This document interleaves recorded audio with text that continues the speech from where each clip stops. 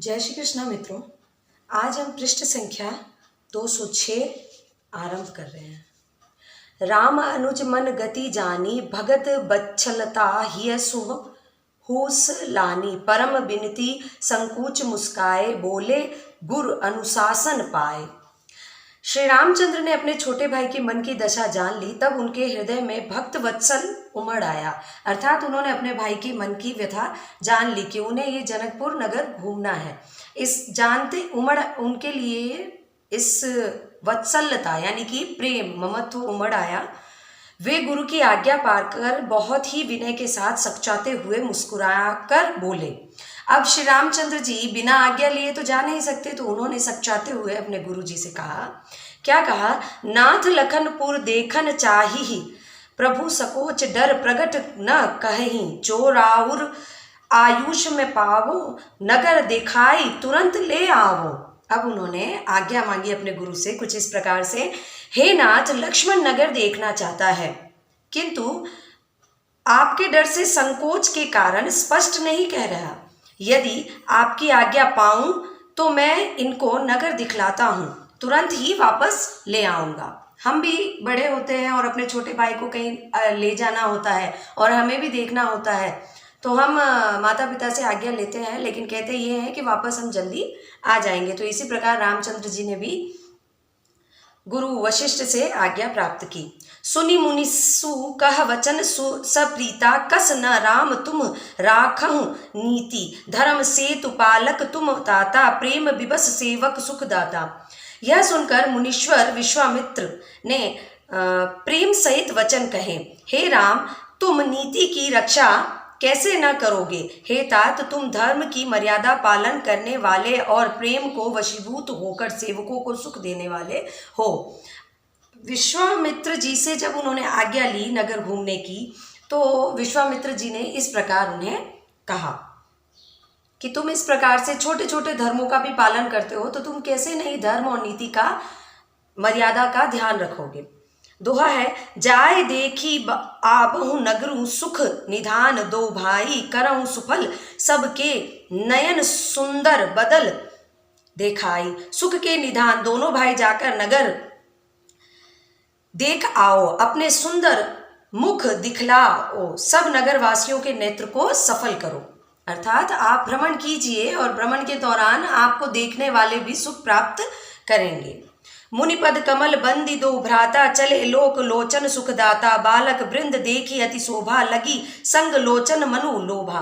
सब लोकों के नेत्रों को सुख देने वाले दोनों भाई मुनि के चरण कमल को वंदना कर चले। बालकों के झुंड इन दोनों सौंदर्य अत्यंत शोभा देखकर सब लग गए। उनके नेत्र और मन इनकी मधुरता पर लुभा गई। जितने भी बालक उस नगर के थे, उन्होंने उन्हें देखा और उनके पीछे लग गए उनकी सुंदरता को देखने के लिए। उसके बाद सभी नगर के वासी उन्हें देखकर उनसे लुलोभित हो गए।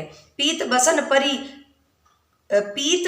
परि कर कटी भाथा, चारु चाप सह सोहत महाथा। तन अनुहरत सुचंदन खोरी, श्यामल गोर मनोहर जोरी। दोनों भाइयों के पीले रंग के वस्त्र कमर के पीले पट्टों से कसकर बंधे हुए हैं। हाथों में सुंदर धनुष्वाण सुशोभित है। श्याम और गौर वर्ण के शरीर अनुकूल, अर्थात जिस रंग का चंदन अधिक फवे, उस पर उसी रंग के सुंदर चंदन की खोर लगी है। सांवरे और गोर की मनोहर जोड़ी है। हमारे राम जी सांवले हैं और लक्ष्मण जी गोरे हैं। तो इन दोनों के रंगों का वर्णन करते हुए बताया गया है कि इनके ऊपर किस प्रकार के कपड़े फब रहे हैं और ये कितने गंधर्व लग रहे हैं।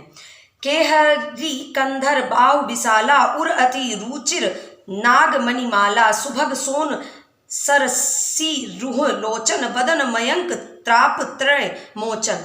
सिंह के समान पुष्ट गर्दन है, गले का पिछला भाग विशाल भुजाएं, चौड़ी छाती, अत्यंत सुंदर गज मुक्ता की माला, सुंदर लाल कमल के समान नेत्र, तीनों तापों से छुड़ाने वाले चंद्रमा के समान मुख है। चंद्रमा में जो शील होता है, वैसा शील शांति इनके दोनों के मुख पर दिखाई दे रहा है। कानहि कनक फूल छवि देही, चितवत चित ही चोर जनु लेही। चितवनी वर चारु भ्रुकुटी बांकी, तिलक रेख शोभा जनु चाकी। कानों के सोने के कर्ण फूल अत्यंत शोभा दे रहे हैं, देखते ही मन को लुभाते हैं, चित्त को मानो चुरा लेते हैं। उनकी चितवन दृष्टि बड़ी मनोहर है, भौहें तिरछी एवं सुंदर है, माथे पर तिलक की रेखाएं ऐसी सुंदर है मानो मूर्तिमती शोभा पर मोहर लगा दी हो। उनके सिर पर जो तिलक है उसकी व्याख्या की है कि कितनी सुंदर लग रही है। दोहा है, रुचिर चोतनी सुभग सिर मेचक कंचित केश, नख सिख सुंदर बंधु शोभा सकल सुदेश। सिर पर सुंदर चौकनी टोपियां दी हैं, काले और घुंघराले बाल हैं। दोनों भाई नख से लेकर शिखा तक, एड़ी से लेकर चोटी तक सुंदर हैं और सारी शोभा जहां जैसी चाहिए वैसी ही है। जिस प्रकार का गंधर्व होना चाहिए उस प्रकार इन दोनों युगल किशोरों में है। देखन नगर भूप सुई सुत आए, समाचार पुर बाहिन सिंह पाए। धाम धाम काम सब त्यागी, मनहु रंक निधि लूटन लागी। जब पूर्ववासी ने यह समाचार पाया कि दोनों राजकुमार नगर के लिए आए हैं, तब ये सब बार बार अपना काम काज छोड़कर ऐसे दौड़े जैसे दलिद्र को धन प्राप्त हो गया हो। और धन का खजाना लूटने के लिए जिस प्रकार एक दलिद्र दौड़ता है, उसी प्रकार नगरवासी को जैसे जैसे सूचना मिल रही है वो अपने सारे काम काज को छोड़कर उन दोनों युगल किशोरों के दर्शन के लिए दौड़ पड़े।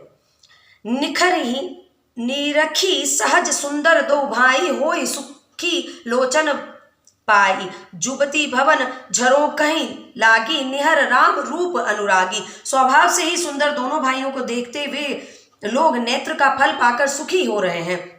युवती स्त्रियां घर के झरोकों से लगी हुई प्रेम सहित रामचंद्र के रूप को देख रही हैं। स्त्रियां झरोकों से रामचंद्र को झांक रही हैं, दोनों भाइयों को झांक रही हैं। कहीं परस्पर वचन सप्रीता, सखी इन कोटि काम छवि जीता। सुर नर असुर नाग मुनि माही, शोभा असी कहा सुनी अति नाही। वे आपस में बड़े प्रेम से बात कर रहे हैं। हे सखी, इन्होंने करोड़ों कामदेव की छवि को जीत लिया है। देवता, मनुष्य, असुर, नाग और मुनियों में भी ऐसी शोभा तो कहीं सुनने को भी नहीं आई है जिस प्रकार की शोभा सुंदरता इन दो किशोरों में है। विष्णु चारि भुज विधि मुख चारी, बिकट बेश मुख पंच पुरारी। अपर देव अस को न आही, यह छवि सखी पट तरियो जाही। भगवान विष्णु की चार भुजाएं हैं, ब्रह्मा जी के चार मुख है, शिव जी का विकट भयानक वेश और उनके 5 मुख हैं।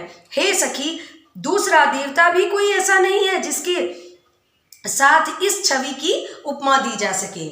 अर्थात विष्णु जी का बताया गया है कि उनके 4 भुजाएं हैं, ब्रह्मा जी के 4 मुख हैं और शिव जी तो हैं विकट रूप वाले। तो ये देवता के स्वरूप जैसे ये दोनों किशोर लग रहे हैं, लेकिन इस प्रकार के देवता होते हैं तो देवताओं की उपमा भी इन्हें नहीं दे सकती। मतलब ये सभी चीजों से परे हैं। इस प्रकार पृष्ठ संख्या 206 और 207 मैंने पढ़ लिया है। जय श्री कृष्णा, जय श्री राम।